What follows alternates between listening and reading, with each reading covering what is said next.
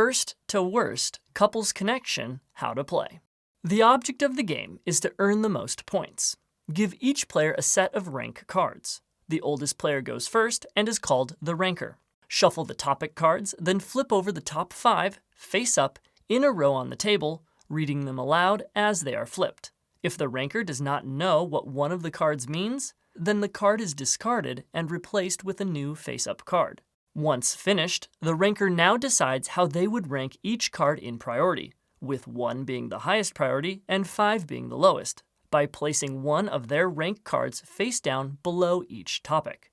The ranker may not place down cards in an obvious order or in any way that the other player would know which topic has which rank.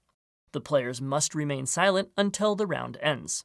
Once the ranker says they are finished, they may no longer rearrange cards. Now, the other player must place their rank cards face up above the topic cards so as to match what order they think the ranker picked.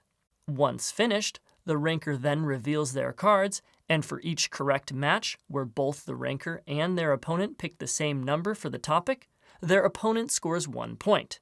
Incorrect matches score no points. Record the scores on the scorepad. Discard the topic cards, and the role of ranker switches, and play another round. Repeat this process until each player has been the ranker 3 times. Then the game ends and the player with the most points wins.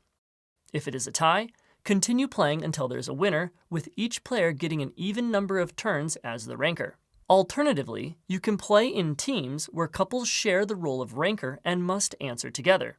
You can also play Party Challenge mode, where you play as a group working together to match up the answers and where each player is the ranker once. For a faster game, use Speed mode by only having 3 cards for the ranker each round instead of 5.